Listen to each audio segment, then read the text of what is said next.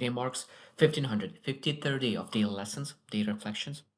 And today I want to speak about when your mind goes blank, when you do not have anything to talk about, when your life seems to be stagnating. What is the reason behind it? Could be a lot of reasons behind it. But think that one of the foundational things why we get in that stagnation, why we blank out, why we don't have anything to talk about is avoidance. And I will share today four reasons why I think that avoidance is that foundational key of why you just don't have anything to talk about, why there is no joy, why there is no bliss, why there is stagnation. Avoidance. And I think that even myself, when I look into seasons when I didn't have anything to talk about, I think that avoidance was one of the key things that really stopped me from having ideas, moving forward, growing, improving, I think better, having something to talk about, be joyful. So let's get started. Number one is the thing you keep circling but never naming it. That means that if you always thinking about the same thing, you have encountering the same mistake over and over and over again, and you not name it, you not address it because you avoid it.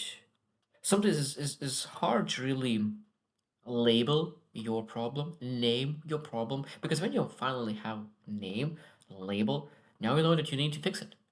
But until you said, "Oh, I don't know what I need to do," because I think there's a lot of people know exactly what you need to do, just they're afraid to name it, they're afraid to label it, and that prolongs decision making process. The decision is delayed, maybe conversation is avoided, a habit is kept, it is costing you, a version of yourself that you don't like keeps living within you.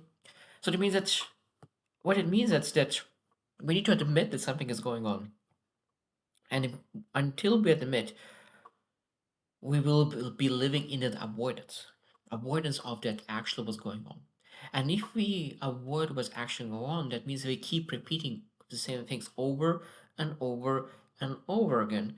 And if we keep repeating the same things over and over and over again, what leads to stagnation, blank mind, because you just got tired of the same wires, the same things going over the mind. Of course, at some point you will have will not have anything to talk about because already talked about everything.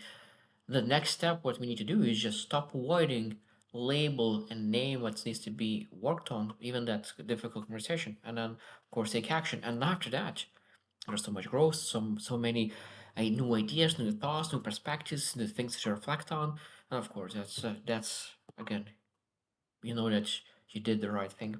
Number two is the gap between what you know and what you do. And that's again one thing is that sometimes we know what we need to do, but we don't do it. And because we know what we need to do, but because we don't do the things that we know to do, that means we're stuck in the same place. The longer you're stuck in the same place, the longer your thoughts are moving exactly the same way. So when you say that I don't have anything to talk about, I don't have any ideas, is because you have been in the same place for too long, and our thoughts supposed to be like rivers. There's a lot of coming in. There's that river becomes bigger and bigger and bigger, or maybe even an ocean. But sometimes I think that we treat our mind, our thoughts, as some kind of small lake or a pond, and in that pond, of course, there is nothing going on. So that means we need to make sure that our thoughts are like river, like ocean, where there's a lot of things coming in. It's and we need to really move because there's no movement, there's no progress, there's no nothing changes. And we always say, what do I need to do? Not about I need to think about what do I need to do. That's the first question supposed to be. When I did things, then I think after I do those things, what I will need to reflect on. But again, not say that I need to reflect on first and then do things. I think that it could be when I was listening to one of the podcasts and he was sharing how he thinks and how he executes. He said that he 5% of when he thinks about how much energy he'll need to put in that execution. And it's like I will need to execute, okay, 2 weeks. So it means I will allocate 5% of my expectations, how long it will take on that execution, and 5% then allocate to planning, reflection. And that's a great thing. And if you know exactly that this is 5% is allocated, this is 1 day is 5%, you allocate as much as you were able to gather, the most as you could do. That's how much you gathered, and you forget about it. Now you execute, and then after that you reflect on execution. And I think that's a great way. I don't remember who taught that, but I think that's amazing. I already forgot about it, but it's such a powerful thing.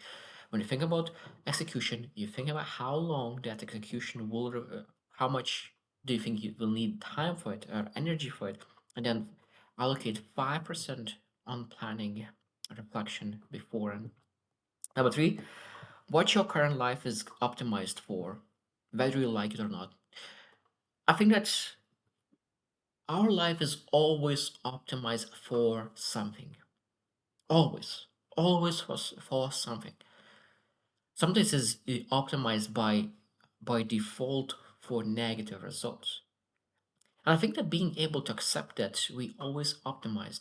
Now it's like I need to re-optimize myself for health, for energy, for finances to manage my priorities better, so I could have more time for myself and for people around me.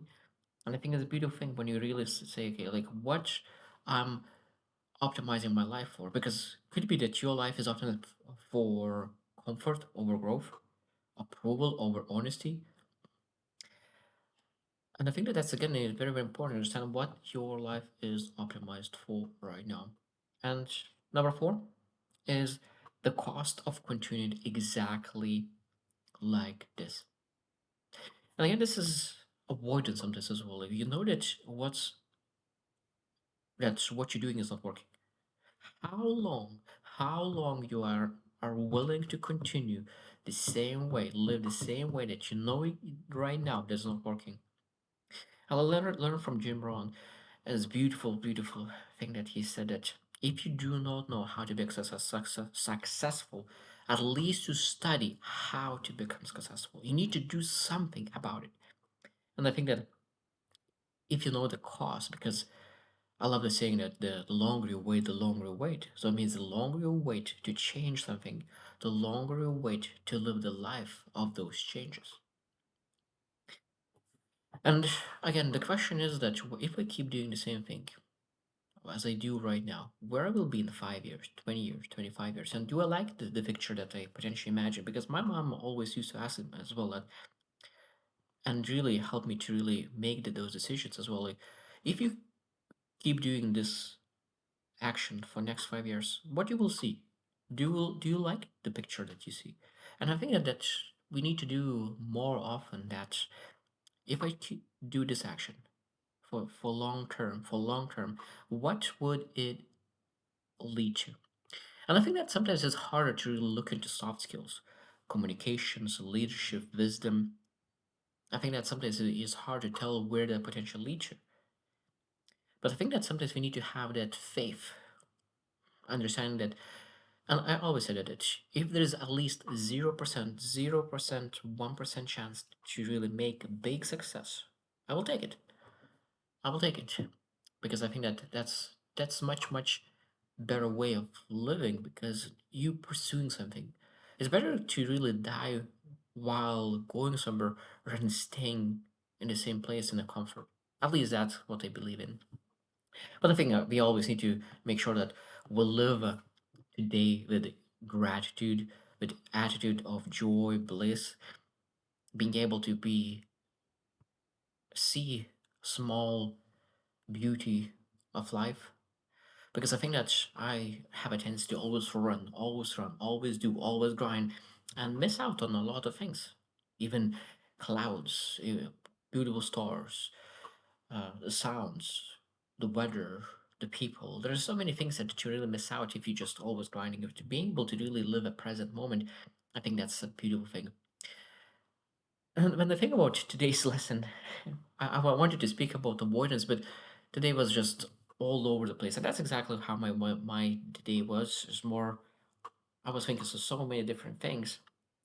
And I think that sometimes that's all normal. I think that sometimes it's okay to really start with one thing, and when I think that when we reflect over the things that we want to reflect on, we crystallize our ideas, and we know we gather more clarity, and of course be able to live better. And I think that's exactly today's. It's just when we do not know what to talk about, we need to really just share anything that is in our mind, really brainstorm, and then from that brainstorm, bring clarity into our life. So I hope you choose to win and see you tomorrow.